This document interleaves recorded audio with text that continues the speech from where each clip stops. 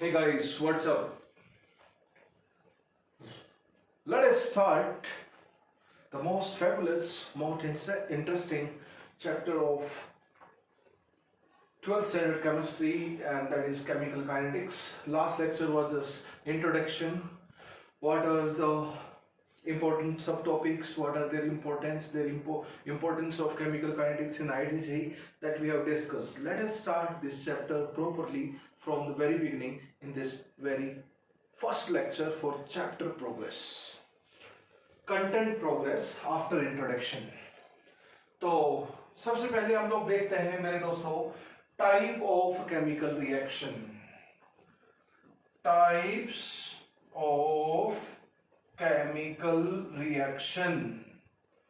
Type of chemical reaction. ये type किस basis के ऊपर है? ये क्लासिफिकेशन किस बेसिस के ऊपर है?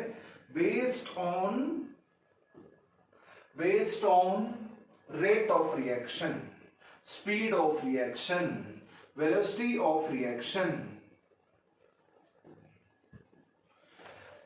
दोस्तों रेट ऑफ रिएक्शन बहुत ज्यादा, कुछ रिएक्शन बहुत फास्ट हो जाती हैं, कुछ रिएक्शन बहुत स्लो होती है, कुछ रिएक्शन बीच के रेट की होती है। तो जो रिएक्शन फटाक जैसी हो जाए with in fraction of second, जिनका हाफ लाइफ पीरियड मतलब रिएक्टेंट का हाफ प्रोडक्ट में चला गया और हाफ रिएक्टेंट अभी भी बाकी है, तो जितने टाइम में हाफ चला गया होगा उस टाइम पीरियड को हम half life period of reaction बोलते हैं। Type of chemical reaction, extremely fast और इंस्टेंटेनियस रिएक्शन। जो बहुत ही स्लो हो रही हो, एक्सट्रीमली स्लो रिएक्शन, और जिनका रेट मॉडरेट हो, इन बिटवीन हो, उसको हम मॉडरेट रेट रिएक्शन बोलेंगे। बहुत ही सिंपल क्लासिफिकेशन है बच्चों। It is of three types. First, extremely fast reaction, इसी को हम लोग बोल देते हैं इंस्टेंटेनियस रिएक्शन। इंस्टेंटेनियस रिएक्शन नाम से समझ में आता है इंस्टेंटेनियसली, यानी कि instant, with in fraction of second, और बहुत कम टाइम में रिएक्शन हो जाए। तो जिनका हाफ लाइफ पीरियड, जिन रिएक्शन का जिनका हाफ लाइफ ऐसे डिनोट कर देते हैं, कुछ फ्रैक्शन ऑफ सेकंड्स के ऑर्डर का हो, तो उसको हम इंस्टेंटेनियस और एक्सट्रीमली फास्ट रिएक्शन बोलेंगे। कुछ एग्जांपल देख लेते हैं। देखो, किसी रिएक्शन का रेट क्या होगा? किसी रिएक्शन का रेट ज्यादा होगा या कम होगा, ये किस चीज के ऊपर डिपेंड करता है? एक तो नेचर ऑफ केमिकल स्पीशीज, कौन रिएक्टेंट है और कौन प्रोडक्ट है, इसके ऊपर डिपेंड करता है। दूसरा, कंडीशंस के ऊपर डिपेंड करता है। हम देखेंगे सारे factors affecting rate of reaction. Third, concentration के ऊपर डिपेंड करता है, टेम्परेचर के ऊपर, कैटलिस्ट के ऊपर, बहुत सारी चीजों के ऊपर रेट ऑफ रिएक्शन डिपेंड करता है। There are many more factors yet to be quoted here, for we will discuss the factors affecting rate of reaction। बहुत सारे फैक्टर्स होते हैं। तो जनरली जितने nature of chemical species reactant product में, reactant molecule के किसी भी केमिकल रिएक्शन में दो काम होते हैं। As we know beforehand, reactant molecule के बॉन्ड टूटते हैं और फाइनली प्रोडक्ट मॉलिक्यूल के बॉन्ड बनते हैं। जितने ज्यादा नंबर ऑफ बॉन्ड होंगे रिएक्टेंट मॉलिक्यूल में, जितने ज्यादा स्ट्रॉन्ग बॉन्ड होंगे रिएक्टेंट मॉलिक्यूल में, उतना ही कम रेट ऑफ रिएक्शन रहेगी।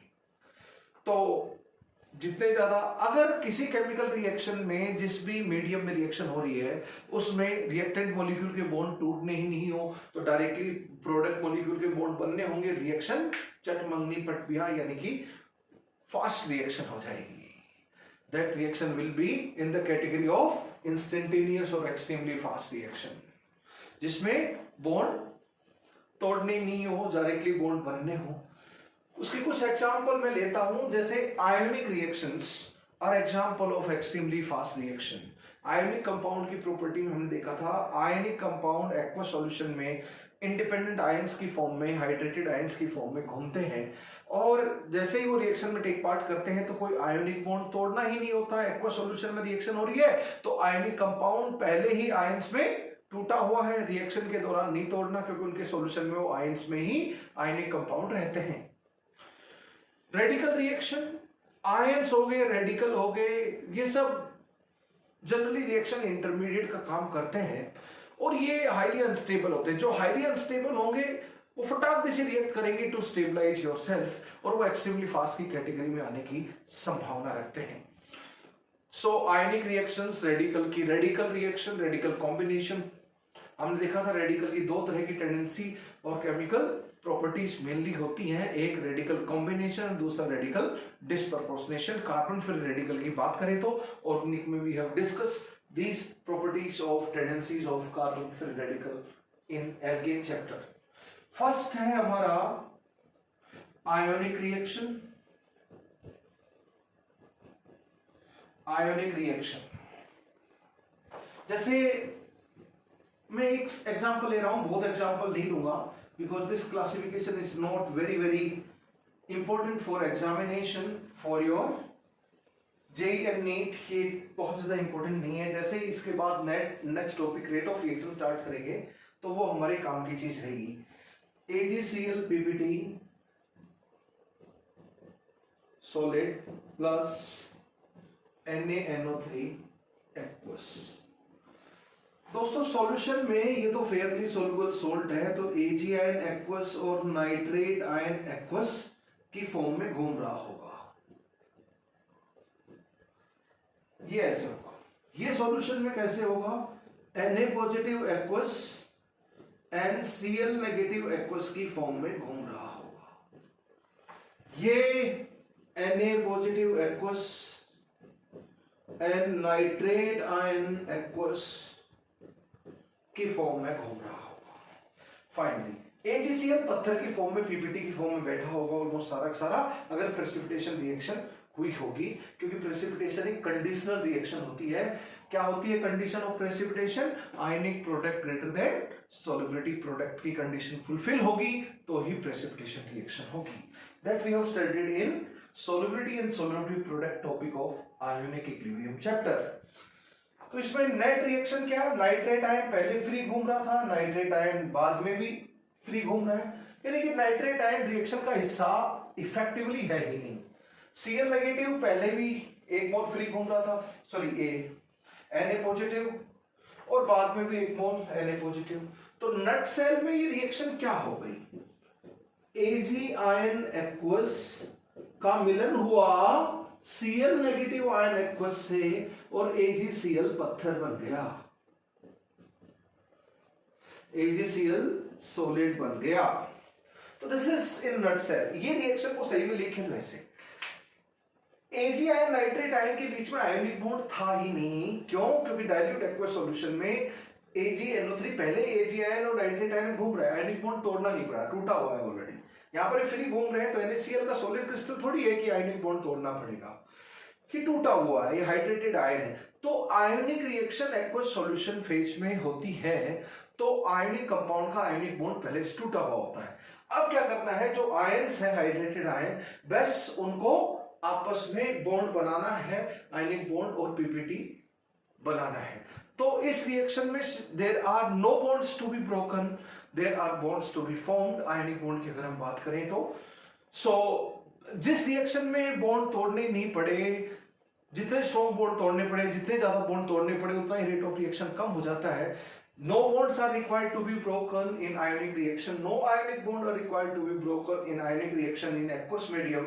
So these reactions are extremely fast reaction. क्यों? क्योंकि जितने ज्यादा बॉन्ड तोड़ेंगे, जितने स्ट्रॉन्ग बॉन्ड तोड़ेंगे, उतना ही रेट कम हो जाएगा।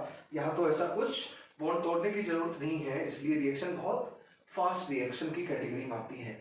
आयनिक रिएक्शन बहुत सारी ले सकते हो, there are many ionic reaction, जैसे BaCl2 aqueous plus Na2SO4 aqueous, BaSO4 PPT plus NaCl हो जाएगा आपका। तो उसमें भी सेम रिएक्शन है, प्रेसिपिटेशन रिएक्शन, जो अभी मैंने कोट की वर्बली।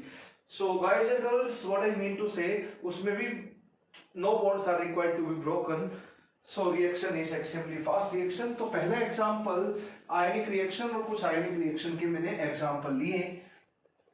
एग्जांपल ले सकते हैं रेडिकल रिएक्शंस, रेडिकल रिएक्शंस। जैसे मैं रेडिकल कॉम्बिनेशन की बात करूं, आप लोग जानते हैं, पढ़ चुके हैं कि रेडिकल कॉम्बिनेशन में कंबाइन कर देंगे दो रेडिकल को हम लोग,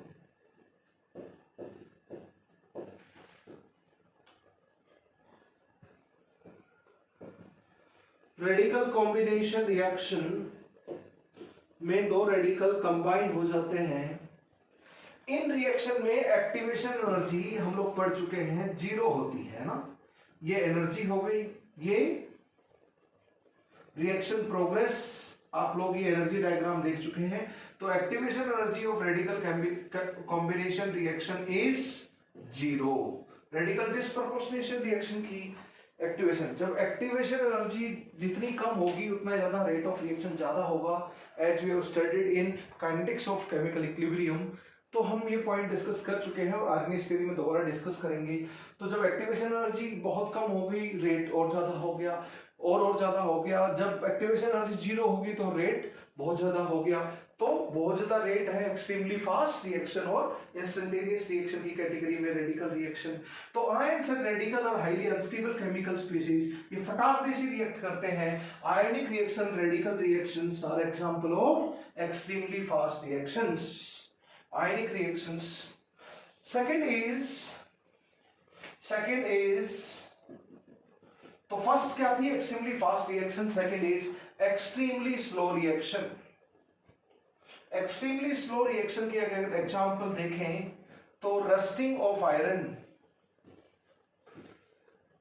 अगर इसका एक्सट्रीमली स्लो रिएक्शन का हाफ लाइफ पीरियड देखें तो इट इज ओवर डेज और मंथ्स और ईयर्स।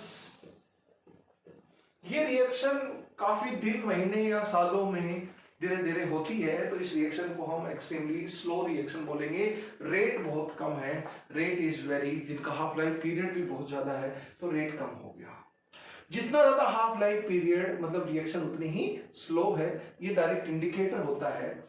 तो रस्टिंग ऑफ आयरन आप सब लोग देखते हैं कि खासकर it need oxygen of atmosphere and moisture, उससे आयरन रस्ट हो जाता है। और आयरन की जो रस्ट होती है, वो आयरन का ऑक्साइड ही होता है, Fe2O3। आयरन का ऑक्साइड, इसी को रस्ट बोलते हैं हम लोग। तो iron in presence of atmospheric oxygen and moisture, it form iron oxide. Eventually further सारी रिएक्शन होने के बाद, ऑक्सीडेशन होने के बाद, iron Fe2O3 red brown colour का रस्ट बना लेता है, Fe2O3 बना लेता है। ये रिएक्शन आप लोग जानते हैं कि हम लोहे की कोई चीज बाहर रख देते हैं तो 10 दिन में, 15 दिन में, 20 दिन में, महीने में, 2 महीने में रस्ट लग जाती है उसके ऊपर। अब नहीं, अभी रखी 2 मिनट के अंदर रस्टिंग हो गई उसकी, ऐसा नहीं होता। तो rusting is extremely slow reaction.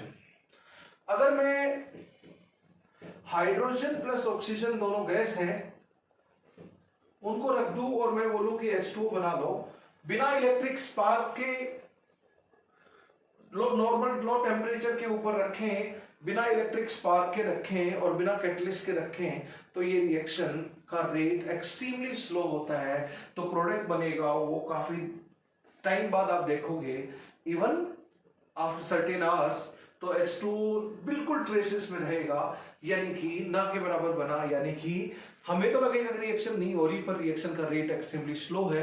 Actual reason ये होता है। There are certain reactions which are extremely slow reaction. अगर मैं बात करूं, जो कार्बन 14 डिके होता है, सब लोगों को पता है कि हर लिविंग बीइंग में कार्बन 14 और कार्बन 12 दोनों होते हैं।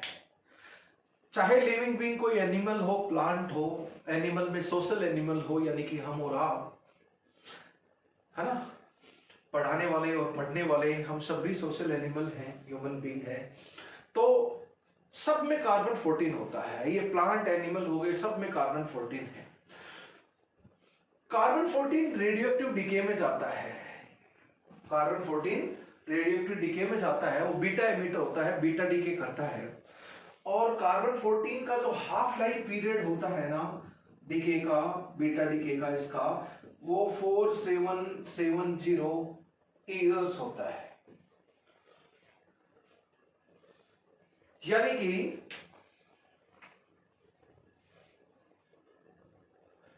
10 ग्राम कार्बन, इसको नियरली 5000 ईयर्स हो गया। 10 ग्राम कार्बन 14 अगर हम रख लें आज, तो लगभग 5000 साल बाद 5 ग्राम कार्बन 14 तो डिके हो जाएगा, बीटा डिके में 5 ग्राम अभी भी बच जाएगा। यानी कि इतना स्लो है कि इतने सालों बाद भी 50% डिके होगा। तो rate of radioactive decay of carbon 14 is example of very less rate, that is the nuclear change which is extremely slow. So carbon 14 decay is example of extremely slow nuclear reaction. ये second था आपका। Third है आपका moderate rate reaction. Moderate rate reaction, या इसी का दूसरा नाम होता है मेजरेबल रेट रिएक्शन। इसके बहुत सारे एग्जाम्पल हैं। इस चैप्टर में हम जितने भी देखने वाले हैं all belong to this category.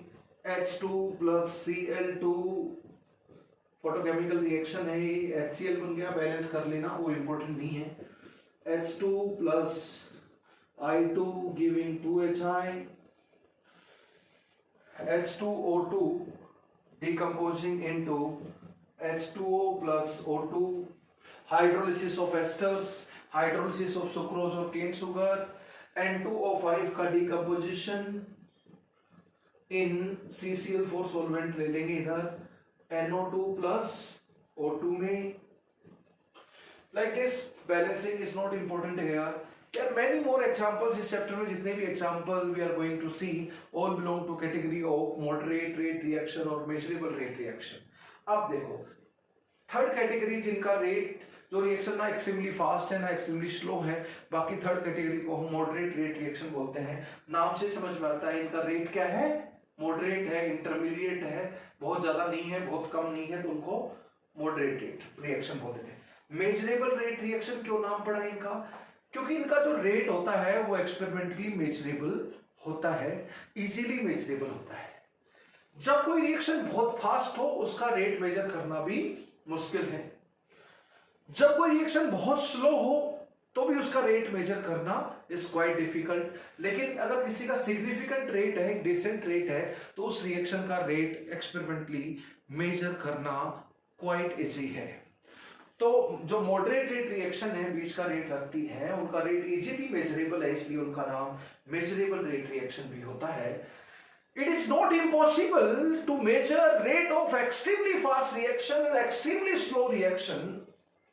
It is not impossible, but for measuring their rate by special techniques is quite difficult. So easily measurable rate जिनका है वो moderate rate reaction है।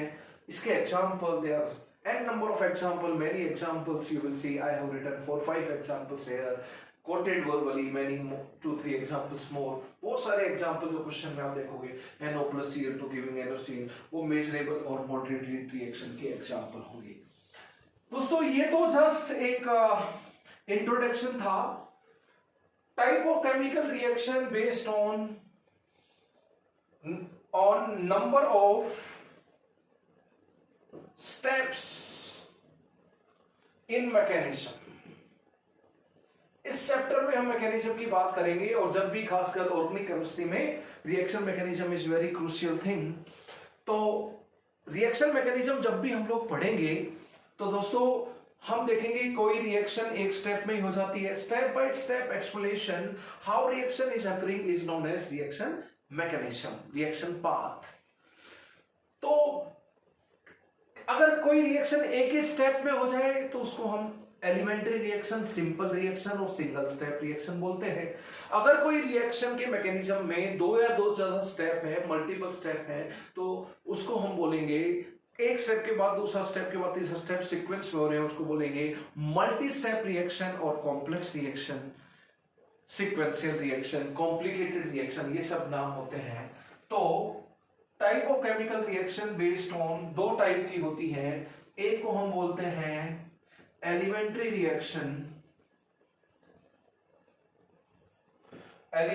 रिएक्शन और दूसरे को हम बोलते हैं कॉम्प्लेक्स रिएक्शन। दोस्तों कॉम्प्लेक्स रिएक्शन का दूसरा नाम कॉम्प्लिकेटेड रिएक्शन या फिर उसको मल्टी स्टेप रिएक्शन भी बोलते हैं। एलिमेंट्री रिएक्शन या फिर उसको हम दूसरा नाम उसको मल्टीपल स्टेप तो इसको सिंगल स्टेप रिएक्शन बोलते हैं, या फिर इसको हम सिंपल रिएक्शन भी बोलते हैं। तो नंबर ऑफ स्टेप्स यहां पे क्या है, number of steps in mechanism is equal to 1, और यहां पे जो नंबर ऑफ स्टेप्स हैं वो ग्रेटर और इक्वल टू 2 है मल्टी स्टेप रिएक्शन में। बस मल्टी मतलब 2 और मोर देन 2, सिंगल तो ये single step reaction, name is definition itself, and multi step reaction name is self explanatory. इसी से पता चलते हैं। तो मल्टी अगर मैकेनिज्म एक ही स्टेप का है तो जैसे E2 मैकेनिज्म होता है, SN2 मैकेनिज्म होता है ऑर्गेनिक रिएक्शन में, वो सिंगल स्टेप मैकेनिज्म होते हैं आपके। और E1 SN1 ये मल्टी स्टेप रिएक्शन होते हैं। There are many types of reactions we will study. E1 E2 मतलब एलिमिनेशन रिएक्शंस के मैकेनिज्म है, SN1 SN2 मतलब न्यूक्लियोफिलिक सब्स्टिट्यूशन रिएक्शन के मैकेनिज्म है। तो E1 और SN1 में कार्बोकेटायन बनता है एक स्टेप में थे और बाद में बेस और न्यूक्लियोफाइल अपना काम करता है। We will study it, don't worry. तो उसमें दो या दो स्टेप हो गए और तो उसको हम बोलेंगे multi step reaction. SN2 E2 में एक ही स्टेप में रिएक्शन हो जाती है। We will see the mechanism that is single step reaction. तो ये दो तरह की classification of chemical reactions we will be using in this chapter of chemical kinetics further on। बाद में हम लोग यूज करने वाले हैं सब। तो type of chemical reaction is done from our end. This is not very important thing for examination point of view. JEE and NEET point of view से ये जो हमने पढ़ा है इसके ऊपर क्वेश्चन पूछने की probability is very very less. अब हम काम की चीज स्टार्ट करते हैं। Now thing we are going to discuss is the important one, guys, and now we are going to discuss the important thing, rate of reaction। rate of reaction हम define कैसे करेंगे? रेट में कोई भी rate हो, denominator में time interval आता है, न्यूमरेटर में कोई भी पैरामीटर आ जाता है, बहुत सारे रेट होते हैं। जैसे rate of change of displacement ds by dt, ऊपर डिस्प्लेसमेंट का चेंज आ गया। Rate of change of velocity dv by dt। तो डिनोमिनेटर में तो जहां पर भी रेट है वहां पर टाइम इंटरवल है, इसलिए जहां रेट है वहां पे टाइम इंटरवल है, टाइम है, और उस dt को इंटीग्रेट कर देंगे तो हमारा t आ जाएगा।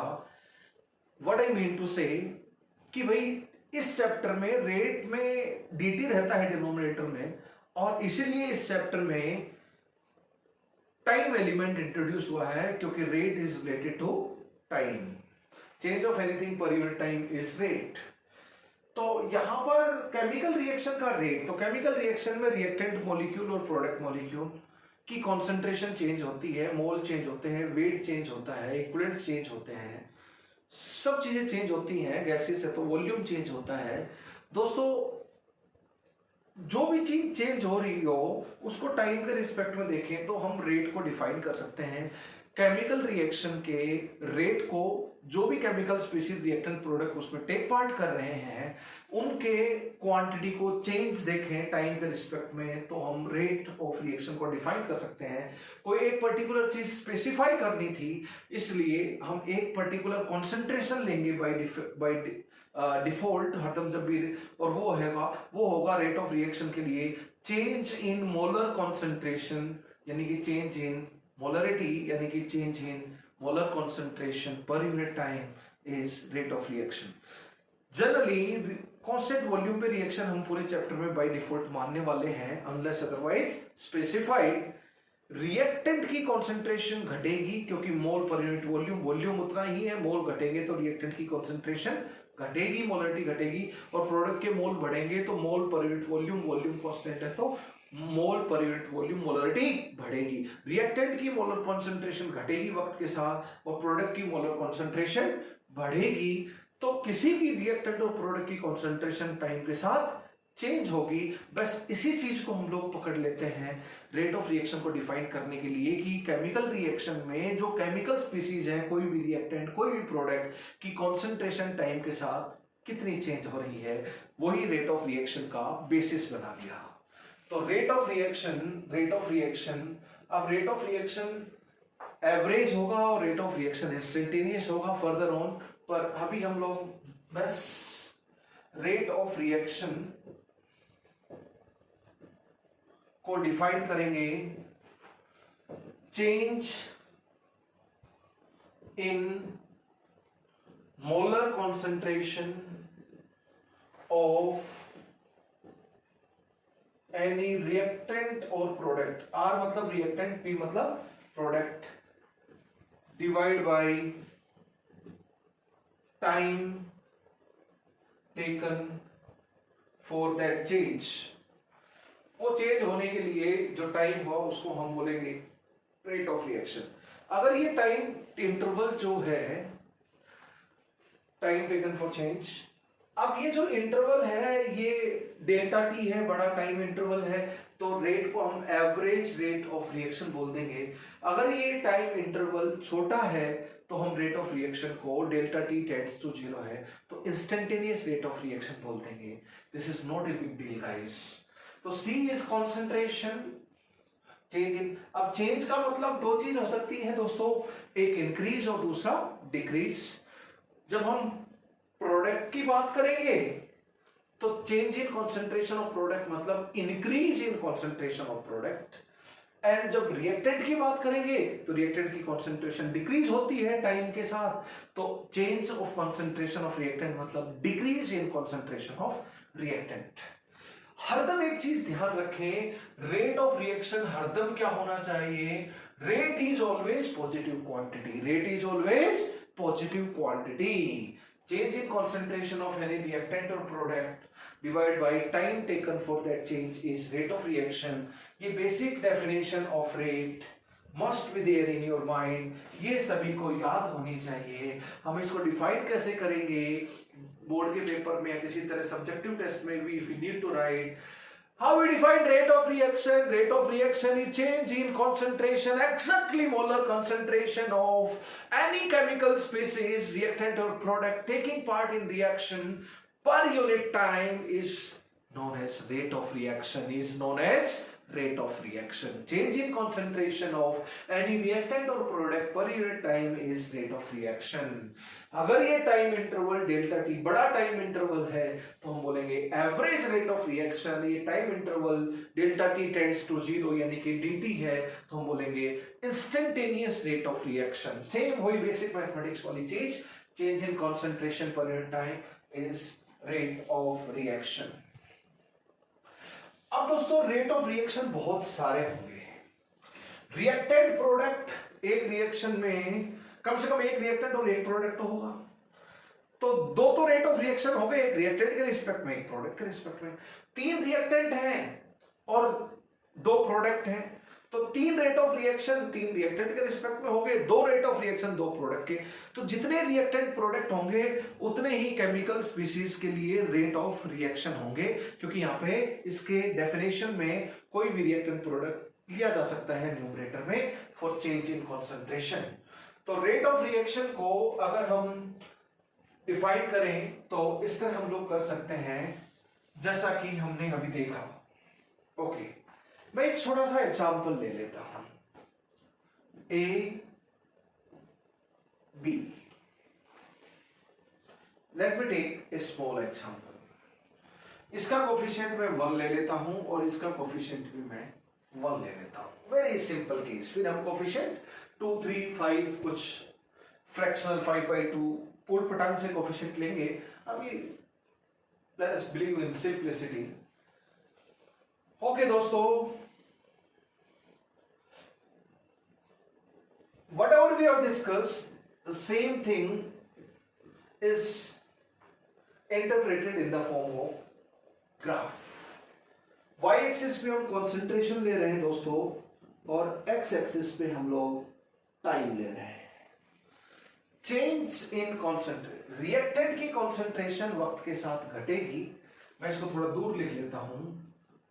ए से बी मिला product, T is equal to 0 पे A की वैल्यू A नॉट है, B की वैल्यू B नॉट है, B की वैल्यू B नॉट है, say B naught is equal to 0। Generally हम 98% टाइम केमिस्ट्री में, 99% केमिस्ट्री में क्या लेते हैं, प्रोडक्ट को स्टार्टिंग में 0 लेके चलते हैं, T इज इक्वल टू 0 पे, unless otherwise stated. T is equal to T पर A की कॉन्सेंट्रेशन घटेगी तो A नॉट से घटकर AT हो गई, और B की 0 से बढ़कर BT वैल्यू होगी, BT कुछ positive value. T is equal to T पे आपने लिख दिया AT एंड BT। अब मैं एक टाइम इंटरवल ले लेता हूं, T1 तो ये हो गया T1 वाली कॉन्सेंट्रेशन, टाइम इंटरवल T2 तो ये T2 वाली कॉन्सेंट्रेशन, लाइक दिस। तो A नोट से AT1 छोटा होगा, T2 टाइम T1 से बड़ा टाइम है, तो AT2 और छोटा होगा, 0 से बड़ा BT1 होगा, उससे बड़ा BT2 होगा। एक चीज देखना कि रिएक्टेंट की कॉन्सेंट्रेशन घट रही है और प्रोडक्ट की कॉन्सेंट्रेशन बढ़ रही है। ये अगर कर्वेचर में घटती है रिएक्टेंट की कॉन्सेंट्रेशन, तो प्रोडक्ट भी कर्वेचर में ही बढ़ेगी, पॉइंट टू बी नोटेड। अगर रिएक्टेंट की कॉन्सेंट्रेशन लीनियरली स्ट्रेट लाइन में घटती है, तो प्रोडक्ट की कॉन्सेंट्रेशन भी स्ट्रेट लाइन में ही बढ़ेगी, पॉइंट टू बी नोटेड। अभी मैंने एक अच्छी चीज बोली कि रिएक्टेंट की कॉन्सेंट्रेशन स्ट्रेट लाइन में डिक्रीज करती है, तो प्रोडक्ट की भी लीनियरली स्ट्रेट लाइन में इंक्रीज करेगी। रिएक्टेंट की कॉन्सेंट्रेशन किसी और तरह के कर्वेचर वाले ग्राफ में डिक्रीज करती है, तो प्रोडक्ट की भी कर्वेचर में लीनियरली इंक्रीज नहीं करेगी, किसी दूसरे नॉन लीनियर ग्राफ में ही रहेगी। मैं एक जनरल ग्राफ ले लेता हूं, ऑल्दो अलग अलग रिएक्शन के लिए अलग अलग होगा। मेरे दोस्तों, ये रिएक्टेंट स्टार्टिंग में प्रोडक्ट 0 है, धीरे धीरे रिएक्शन आगे बढ़ी तो प्रोडक्ट का अमाउंट बढ़ा आपका, ठीक है, चलती रहेगी कहानी। स्टार्टिंग में एक की कॉन्सेप्ट ये है, एक का ग्राफ विद टाइम, और ये वाला ग्राफ है बी का विद टाइम, प्रोडक्ट बी और ये रिएक्टेंट है। अगर T1 टाइम ले लें दोस्तों हम, और दूसरा हम लोग टाइम ले लेते हैं T2। T1 टाइम पे एक की कॉन्सेंट्रेशन AT1 बोलेंगे, और T2 टाइम के ऊपर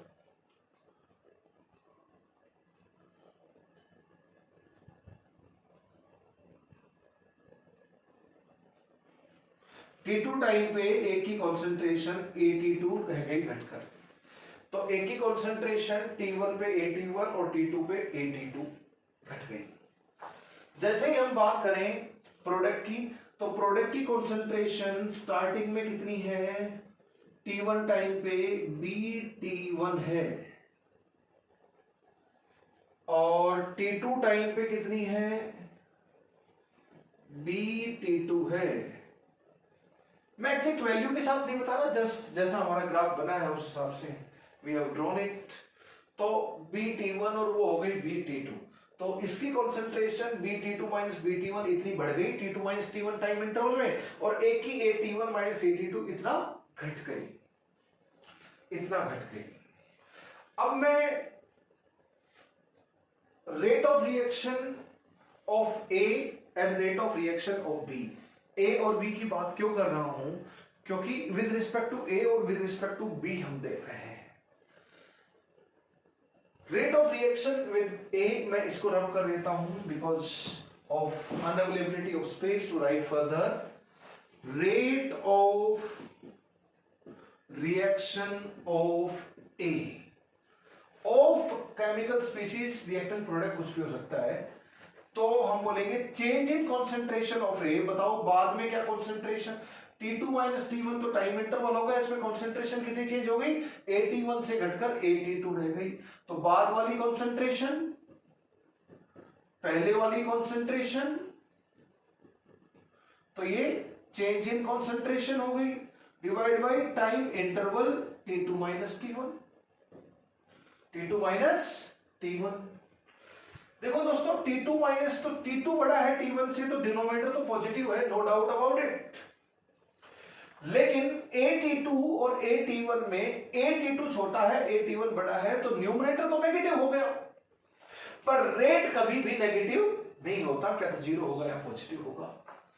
तो ये पूरी वैल्यू अपने आप में न्यूमरेटर नेगेटिव होने की वजह से ये पूरा, ये हो गई change in concentration of A, ये हो गया टाइम इंटरवल फॉर चेंज, तो ये हो गया rate of reaction change in concentration per unit time. तो रेट ऑफ रिएक्शन ऑफ ए, क्योंकि ए की कॉन्सेंट्रेशन चेंज, चूंकि ये वैल्यू नेगेटिव है तो रेट को मुझे पॉजिटिव बनाना है, तो आगे मैं नेगेटिव बना दूं तो रेट मेरा पॉजिटिव क्वांटिटी हो जाएगा, because rate of reaction is always positive quantity. Rate of reaction must be positive quantity. इसी को थोड़ा सुंदर तरीके से अगर हम लिख लें तो इसको लिखेंगे minus delta A. Delta A क्या हो गया, AT2 minus A, change in A divided by delta T is rate of reaction of A. अब हम बात करेंगे बी के रिस्पेक्ट में, हर रिएक्टेंट प्रोडक्ट के रिस्पेक्ट में रेट ऑफ रिएक्शन बतला सकते हैं हम लोग। Rate of reaction of B, chemical species B पकड़ लेते हैं हम, क्योंकि कोई भी रिएक्टेंट प्रोडक्ट केमिकल स्पीसीज के रिस्पेक्ट में रेट डिफाइन कर सकते हैं। यहां पे ऑफ बी आ गया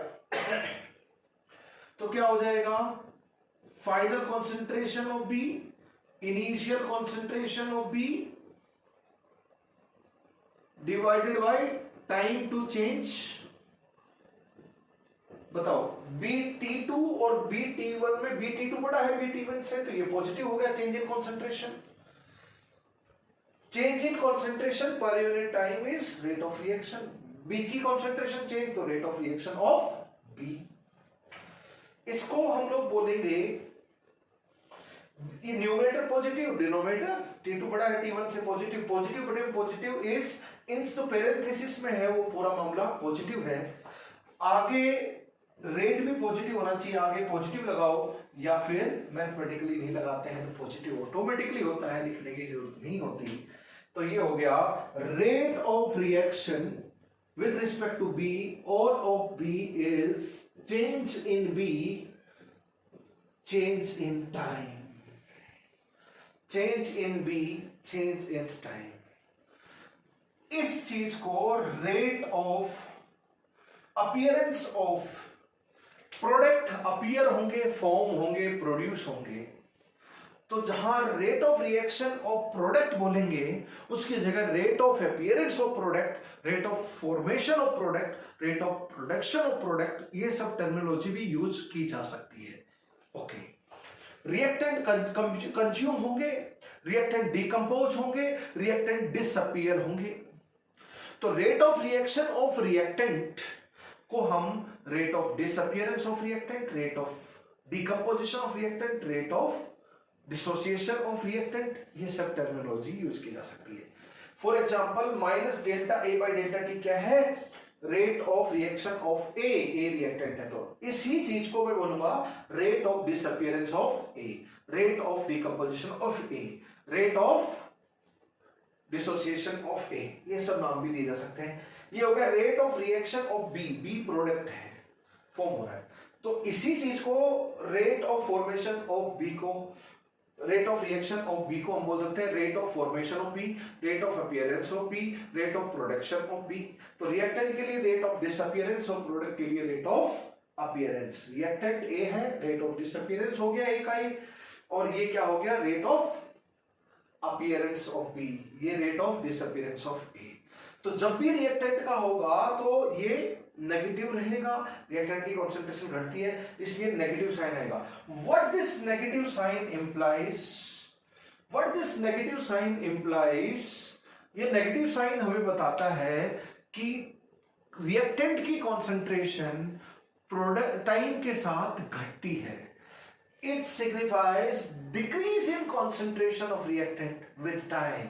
देखो delta A by delta T, T बढ़ेगा और ए भी बढ़े तो डेल्टा ए भी पॉजिटिव डेल्टा टी भी पॉजिटिव होगा सब, तो पॉजिटिव पॉजिटिव पॉजिटिव. लेकिन जब टी बढ़ने पर ए घटे, टी बढ़ रहा है ए घट रहा है, तो डेल्टा ए नेगेटिव है जब डेल्टा टी पॉजिटिव है, तो ओवरऑल ये चीज नेगेटिव आ गई.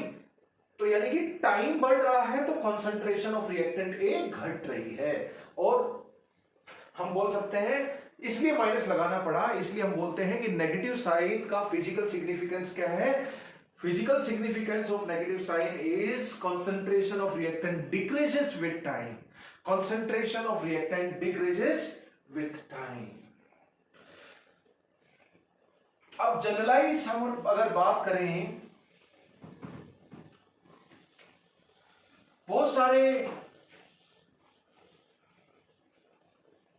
रेट्स हो गए आपके.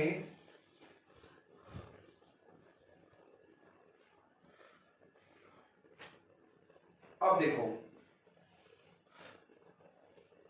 जैसे 2a plus 3b giving 2c plus 4d, for example ये है आपका. तो a का रेट ऑफ डिसअपियरेंस होगा, b का रेट ऑफ अपीयरेंस होगा, b का रेट ऑफ डिसअपियरेंस होगा, c और d का रेट ऑफ अपीयरेंस रहेंगे. तो ये हो गया आपका different rate, change in concentration of A per unit time, change in concentration of B per unit time, change in concentration of C per unit time, change in concentration of D per unit time. इसको क्या बोलूंगा मैं, rate of reaction with respect to A या फिर of ए. अभी rate positive है तो मुझे क्या लगाना पड़ेगा, नेगेटिव साइन लगाना पड़ेगा.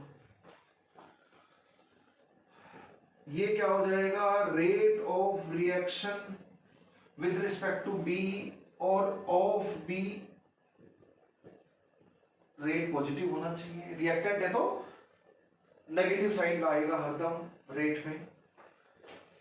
ये क्या हो गया दोस्तों, rate of reaction with respect to C या फिर ऑफ सी पॉजिटिव रहेगा.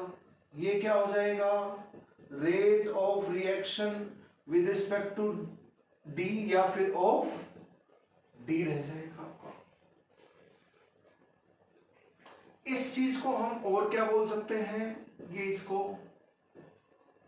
रेट ऑफ डिसअपियरेंस ऑफ ए या डिकम्पोजिशन ऑफ ए या डिसोसिएशन ऑफ ए, इसको हम क्या बोल सकते हैं, सेम इसी चीज को रेट ऑफ रिएक्टेंट है तो डिसअपियरेंस,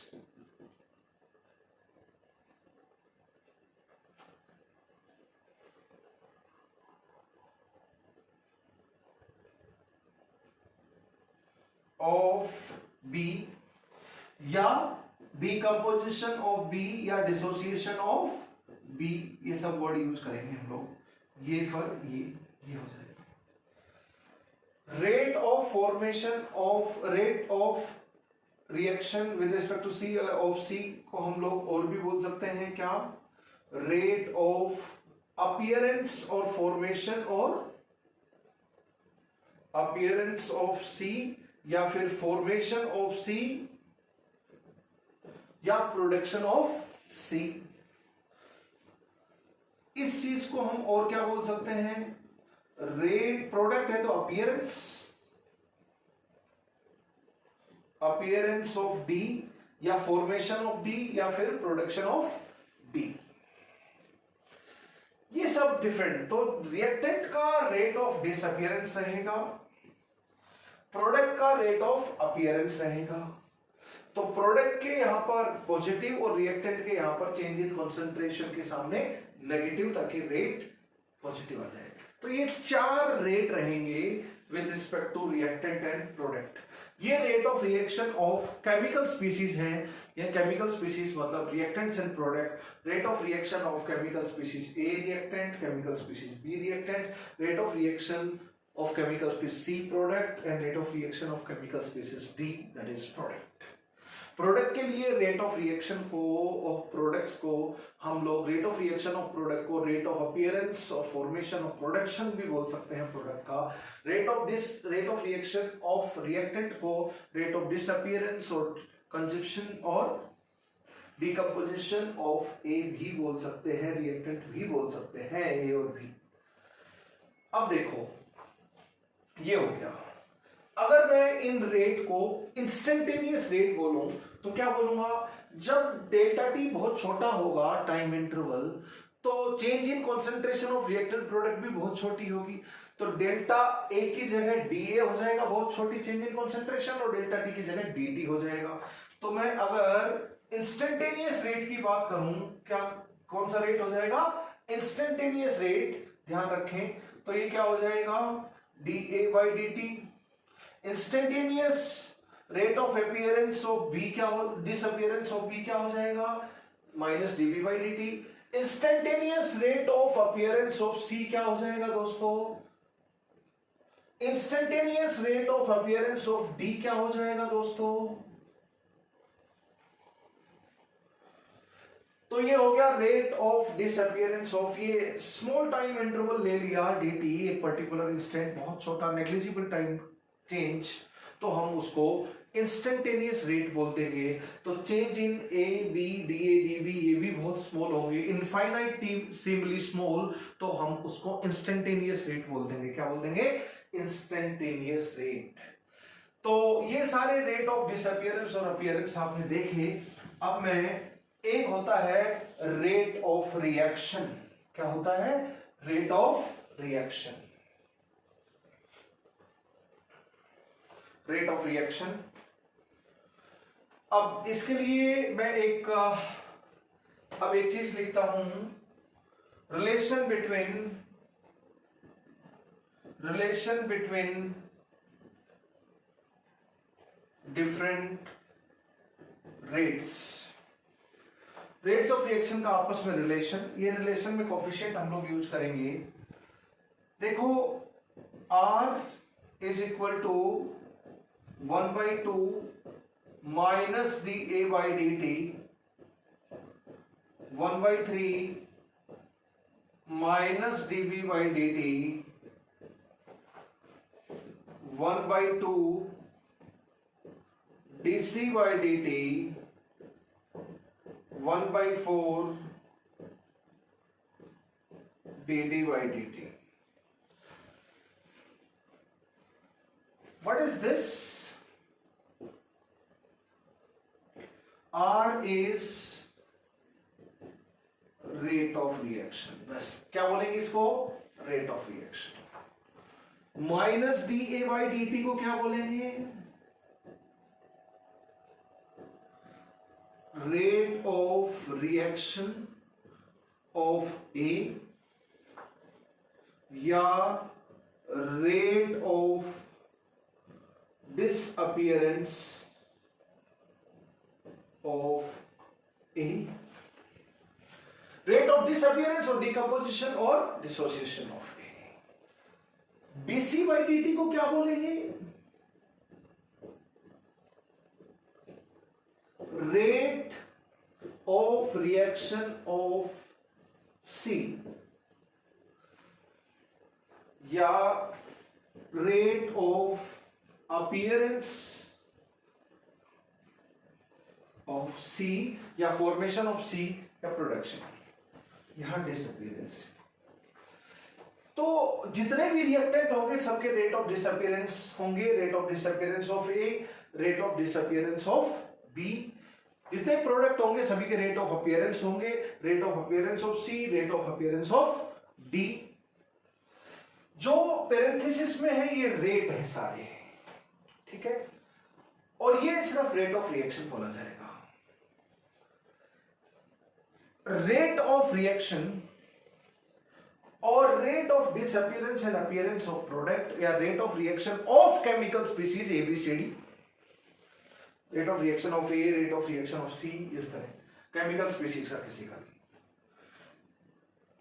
अगर हम किसी इक्वेशन के, इस पॉइंट को मैं डिस्कस करूंगा, इंपॉर्टेंट पॉइंट है, अगर मैं रिएक्शन में कोफिशिएंट्स को चेंज कर दूं, यहां पे पेन पेपर पे बैठा बैठा, पेन पेपर लेकर बैठा बैठा चेंज कर दूं, अगर मैं यहां पर चेंज कर दूंगा तो अगर 2 मिनट में 10 मोल सी प्रोडक्ट के बन रहे हैं फॉर एग्जांपल, तो मैं यहां पे कोफिशिएंट चेंज कर दूंगा तो अभी भी 2 मोल ही बनेंगे उसके 10 मिनट में, उतने ही टाइम में।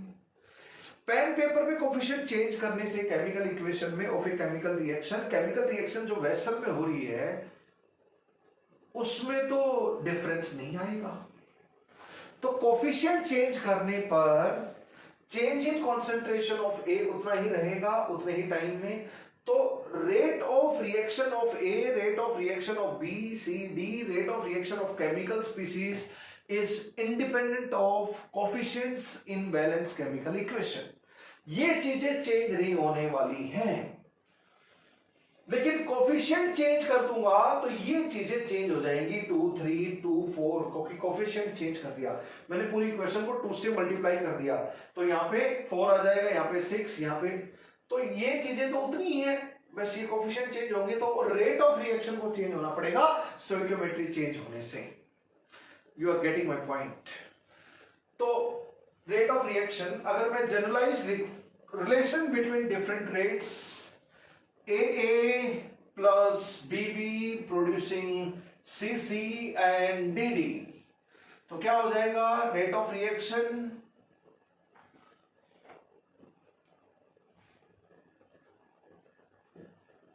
ये हो गया रिलेशन बिटवीन डिफरेंट रेट्स। ध्यान रखें जिस टाइम इंस्टेंट के ऊपर t is equal to 10 second पे मान लो ये है, तो ये भी t is equal to 10 second पे होगा, ये भी t is equal to 10 second, और ये ओवरऑल रेट ऑफ रिएक्शन, सिर्फ बोलो रेट ऑफ रिएक्शन, वो भी सेम टाइम इंस्टेंट पे होगा। ये अगर 20 सेकेंड वाले ये चारों रेट हैं केमिकल स्पीसीज के, तो रेट ऑफ रिएक्शन भी 20 सेकेंड वाला ही होगा, यानी कि ऑल रेट्स। तो अब हमारे रिएक्टेंट प्रोडक्ट के 2 रिएक्टेंट 2 प्रोडक्ट 4 केमिकल स्पीसीज हैं, 4 तो rate of reaction of ABCD chemical species के रेट हो गए, और 1 रेट ऑफ रिएक्शन हो गया, तो 5 रेट हो गए। देखो कोफिशिएंट ABCD तो कांस्टेंट है गिवन केमिकल इक्वेशन में, तो 1/A constant, 1/B constant, 1/C, 1/D। अगर T1 से T2 टाइम पे जाते हैं तो अगर एक रेट ट्रिपल होता है तो सारे के सारे रेट ट्रिपल होंगे, T1 से T2 जाएंगे, तो क्यों? क्योंकि 1/A, 1/B, 1/C तो कोफिशिएंट से है, कांस्टेंट है वो तो गिवन बैलेंस केमिकल इक्वेशन के लिए, तो ये क्या हो गए प्रोपोर्शनल हो गया, rate of reaction directly proportional to rate of disappearance of A, rate of reaction is directly proportional to all rates are directly proportional to each other because these are constant, 1/A, 1/B, 1/C, all of these are constants, all of these are constants, so these are relation between different rates। ये एक काम की चीज है जो आपको use होती रहेगी डिफरेंट रेट्स के बीच में। अगर एक को मैं इंस्टेंटेनियस रेट ले रहा हूं तो उसी इंस्टेंट पे सारे रेट है, एक को मैं अगर, अब इस चीज को मैथमेटिकली वेरीफाई कर सकते हैं, बट दिस इज समथिंग हमें बार बार यूज करना पड़ेगा। We are going to use, this is something we are going to use time and again while doing the numericals. तो डिफरेंट रेट्स के बीच में रिलेशन लिखना है, मैं आपको बोलूं राइट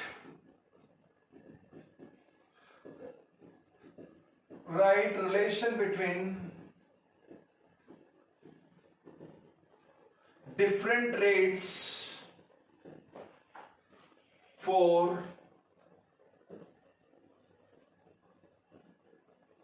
following chemical reactions, जिनकी बैलेंस केमिकल इक्वेशन आपको दे रखी है A, B, C। जैसे N2 plus 3H2 giving 2NH3, N2 plus 3H2 giving 2NH3, H2 plus I2 giving 2HI,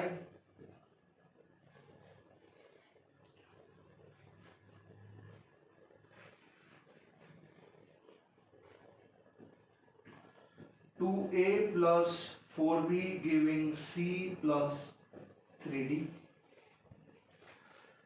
दो रेट ऑफ डिसअपियरेंस होंगे नाइट्रोजन हाइड्रोजन के और एक रेट ऑफ अपीयरेंस होगा अमोनिया का। यहाँ पे रेट ऑफ डिसअपियरेंस H2 का होगा, I2 का होगा और HI का रेट ऑफ अपीयरेंस होगा।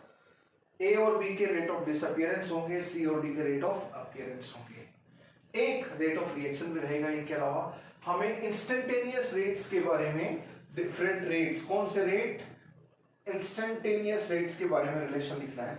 तो इसके लिए क्या हो जाएगा बच्चों, dN2 by dt minus dH2 by dt, reactant है तो माइनस, और d अमोनिया by dt। बताओ क्या हो गया, N2 का कोफिशिएंट 1, कौन सा 1, ये रेट ऑफ रिएक्शन 1/1। इसका H2 का कोफिशिएंट 3, अमोनिया का कोफिशिएंट 2। तो that is the relation between different instantaneous rates. ये क्या हो जाएगा, रेट ऑफ रिएक्शन। ये क्या हो जाएगा, rate of disappearance of N2। ये का rate of reaction of H2 या rate of disappearance of H2, ये rate of appearance of ammonia और rate of reaction of ammonia, जो भी बोलो ना, ये सारे डिफरेंट रेट्स के बीच में जो कोफिशिएंट बस नीचे पुट करते चले जाओ, आपका काम हो जाएगा। रिएक्टेंट के लिए हरदम माइनस आएगा, प्रोडक्ट के लिए माइनस प्लस। रिएक्टेंट के लिए माइनस क्यों आया, क्योंकि रिएक्टेंट की कॉन्सेंट्रेशन टाइम के साथ चेंज होती है। N2 की ये कॉन्सेंट्रेशन T के साथ घटती है, T बढ़ता है तो N2 घटता है, रिएक्टेंट की कॉन्सेंट्रेशन घटती है और उसी डिक्रीज की वजह से नेगेटिव साइन रिएक्टेंट के लिए आता है। T बढ़ने पर अमोनिया की कॉन्सेंट्रेशन बढ़ेगी, इसलिए पॉजिटिव साइन यहां पर आ रहा है, क्योंकि ओवरऑल रेट हरदम क्या होना चाहिए, ये रेट ही है सारे इनसाइड पैरेंथेसिस, ये भी रेट है, सारे रेट क्या होने चाहिए, पॉजिटिव होने चाहिए। दैट्स व्हाई इधर अगर हम बात करें तो लिख लो कोफिशिएंट इधर 1 है, यहाँ कोफिशिएंट 1 है, खुद लिख सकते हो, 1 लिखते नहीं है वैसे तो R is equal to 1/1 dH2 by dt 1/1 dI2 by dt minus and 1/2 dHI by dt. This is rate of disappearance of H2. This is rate of disappearance of I2. This is rate of appearance of HI या rate of reaction of HI. ये rate of reaction हो गया। इसके लिए relation क्या आ जाएगा, coefficient 2 है, 4 है, 1 है और 3 है, तो आपका रिलेशन आ जाएगा R is equal to 1/2, reactant है तो माइनस राम नाम का लगा दो, dA by dt 1/4 minus dB by dt and 1/1 dC by dt, वहां माइनस नहीं आएगा, एंड 1/3 dd by dt। ये rate of disappearance of A, ये rate of disappearance of B, ये rate of appearance of C, ये rate of appearance of D. ये सारे rates के बीच में कोरिलेशन ही आ गया। ये सारे के सारे रेट डिसअपियरेंस वाले, रिएक्टेंट के अपीयरेंस वाले एक ही इंस्टेंट पे हैं। ये सारे के सारे रेट तीनों के तीनों चारों एक ही इंस्टेंट में, ये सारे के सारे, क्योंकि रेट ऑफ रिएक्शन टाइम के साथ चेंज होता है, इसलिए पर्टिकुलर इंस्टेंट में हमने रेट देखे हैं। अब मैं एक छोटी सी इंटरेस्टिंग चीज, ये क्या है, rate of reaction of reactants, ये products, rate of reaction of chemical species, reactants and product, ये क्या है, रेट ऑफ रिएक्शन है, किसी केमिकल स्पीसीज का नहीं है। मैंने क्या बोला था कि जितने N2 के मोल या मोलरिटी चेंज हो रही होगी गिवन टाइम में, वो उतनी चेंज हो रही होगी उस इंस्टेंट पे, कोफिशिएंट चेंज करने में चेंज नहीं होगा।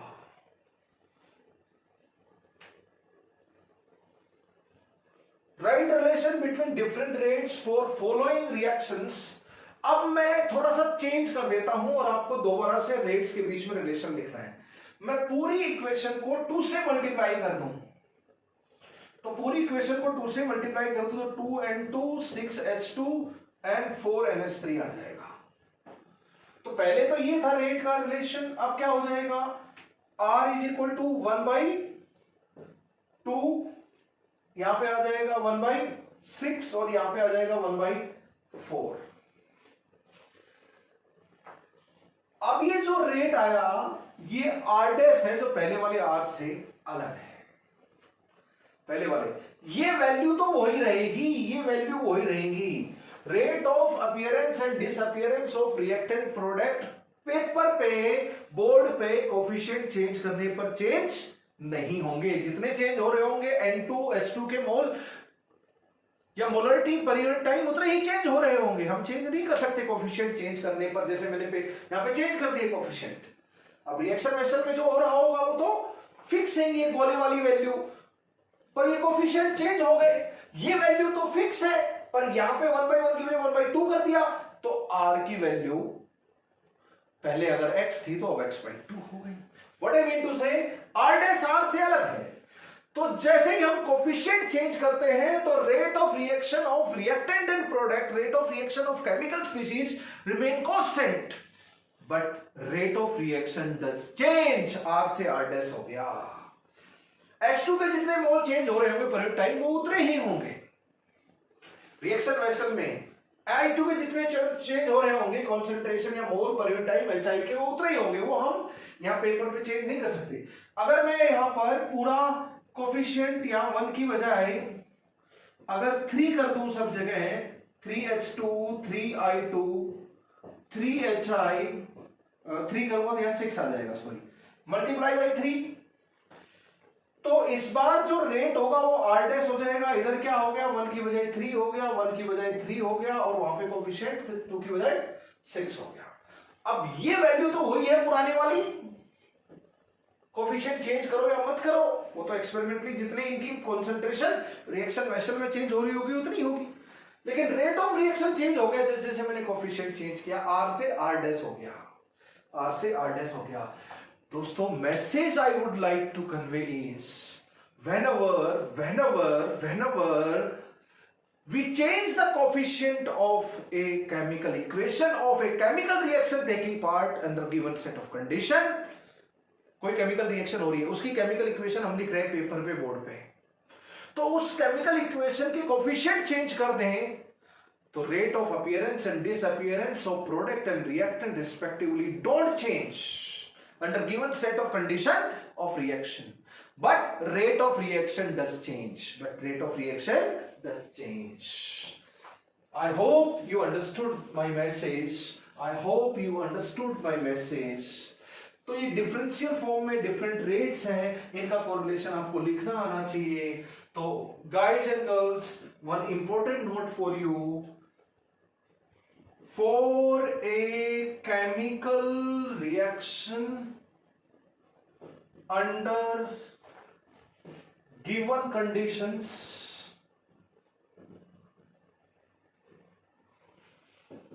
if we change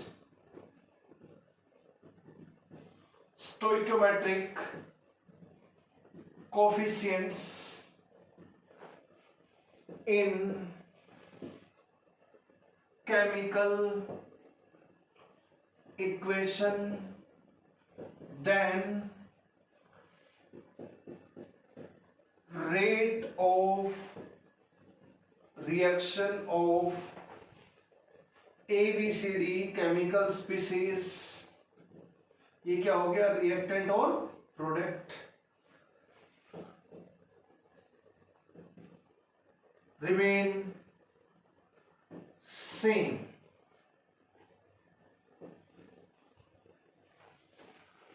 But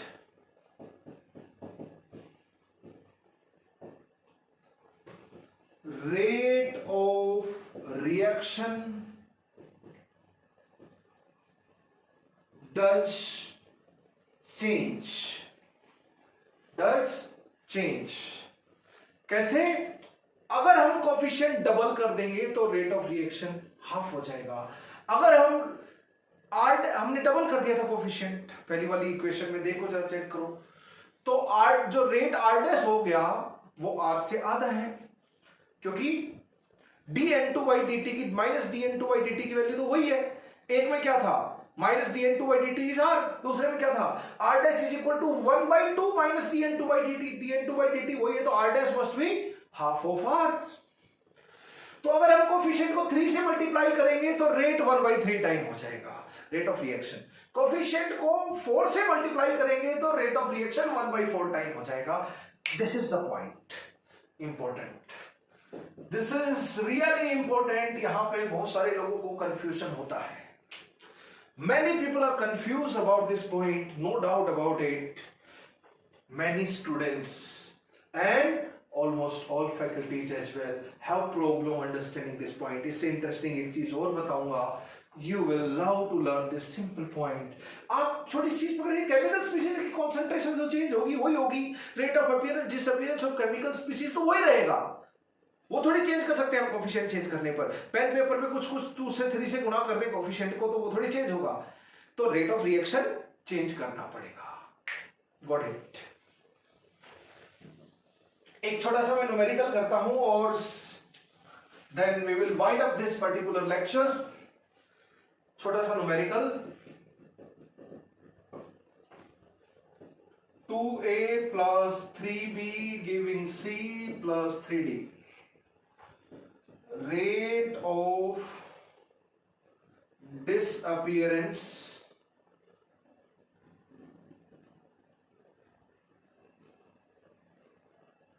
of B is 6 multiplied by 10⁻³ mole per liter per second. Unit of rate की हम लोग बाद में बात करेंगे. इसी को क्या बोल सकते हैं? और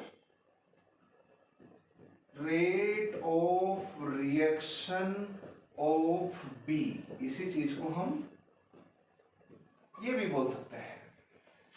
इतना है. Then find first question, rate of disappearance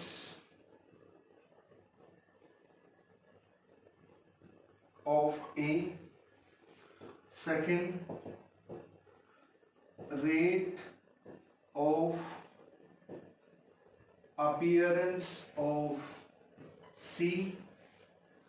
Third point, rate of appearance of D. And fourth point, rate of reaction.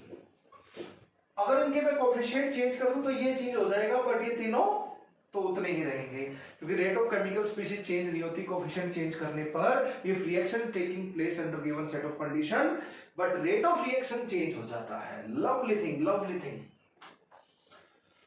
दोस्तों ये क्या पूछा है भाई साहब? माइनस dA/dt पूछा है, और क्या? ये क्या पूछा है? प्लस dC/dt पूछा है, और क्या? ये क्या पूछा है? प्लस dD/dt पूछा है, और क्या? और ये क्या पूछा है? R पूछा है, और क्या? ये क्या दे रखा है? दिस इज माइनस dB/dt दे रखा है, और क्या? अब एक रेट दे रखा है, rate of chemical species B, rate of reaction of B, और बाकी सब केमिकल स्पीशीज के रेट ऑफ रिएक्शन पूछे हैं और रेट ऑफ रिएक्शन भी पूछा है. तो यानी कि सारे रेट्स का कोरिलेशन दिखना आना चाहिए. एक रेट देते दूसरा रेट निकल जाएगा एट द सेम इंस्टेंट. जिस इंस्टेंट पे rate of disappearance of B है उसी इंस्टेंट पे ये सारे बचे हुए रेट निकालने हैं आपको। तो सारे इंस्टेंटेनियस रेट के बीच में रिलेशन आप लिख सकते हैं बड़े प्यार से। तो रेट ऑफ रिएक्शन कितना हो जाएगा बच्चों?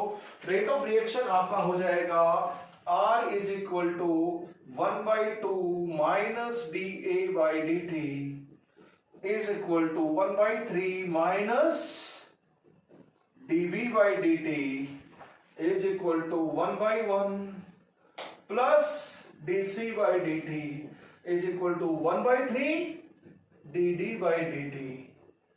मेरे बच्चों इतना आसान है रिलेशन, कोफिशिएंट से भाग करे जाओ, मजेदार लिखे जाओ, कछु करना ही नहीं। It is damage, it is very easy, it is cake walk, it is like nothing। टल्लू है, टुल्लू टुल्लू टल्लू, एकदम Tullu.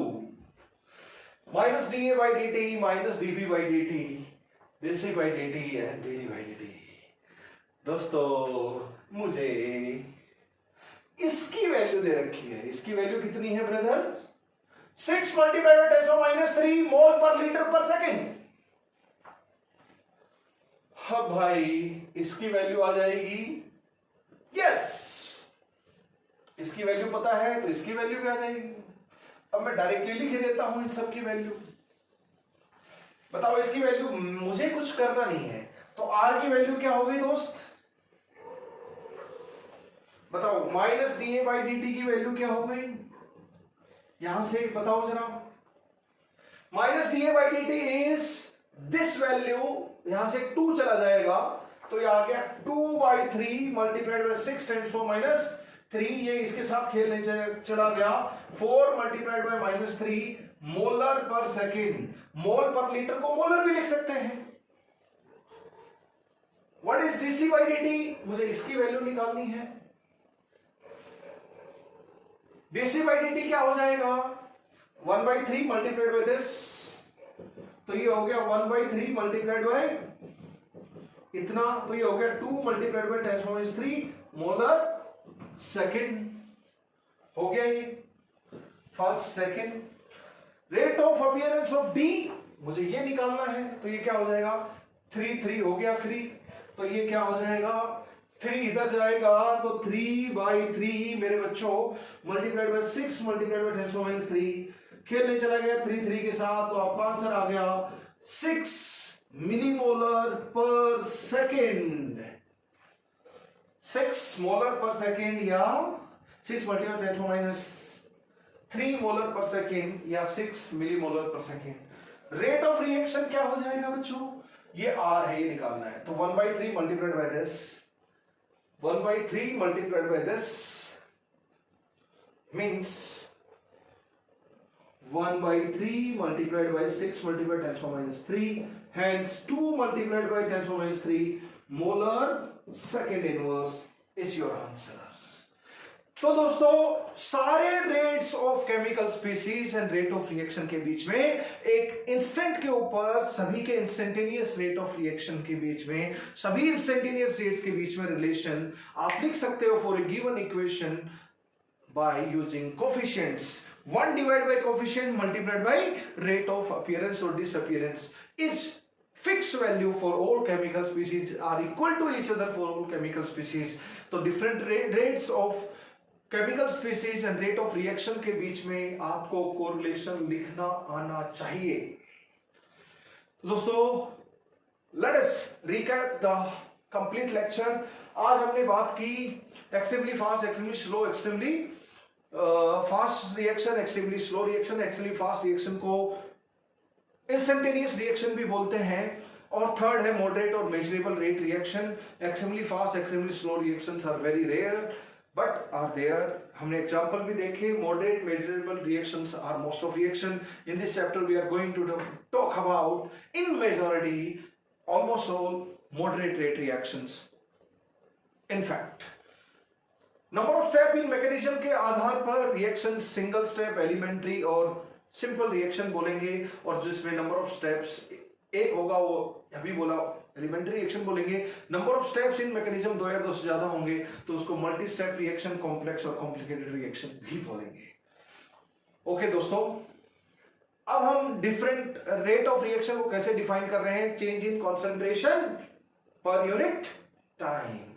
Change in concentration of any reactant और प्रोडक्ट पर यूनिट टाइम, वहां पर हमारा डिफरेंट रेट्स के बीच में रिलेशन आ गया, और rate of reaction with respect to chemical species and rate of reaction का आपस में हमने रिलेशन देखा for the reaction AA plus BB giving CC plus DD। तो दो रिएक्टेंट है तो दो रेट ऑफ डिसअपीयरेंस हो जाएंगे, दो प्रोडक्ट है तो दो रेट ऑफ अपीयरेंस हो जाएंगे, एक रेट ऑफ रिएक्शन हो जाएगा। Individual chemical species reactant product के रेट ऑफ डिसअपीयरेंस और appearance for a given chemical reaction occurring in and given condition experimentally change नहीं होने वाले by changing the coefficient of chemical equation written on paper, but rate of reaction can change. Point to be noted, सारे rates का आपस में correlation आप देख सकते हो, सभी एक ही इंस्टेंट पे है। अगर एक rate t is equal to 20 second पे है तो सारे के सारे rate t is equal to 20 second पे है, पांचों पांचों। अगर एक t is equal to 30 second पे है तो सबके सब t is equal to 30 second से इस रिलेशन से आपस में कोरिलेट होंगे। All are at same instant, instantaneous rates all are at same instant. Guys and girls, हंसते रहो, मुस्कुराते रहो, जगमगाते रहो। जय हिंद, जय भारत।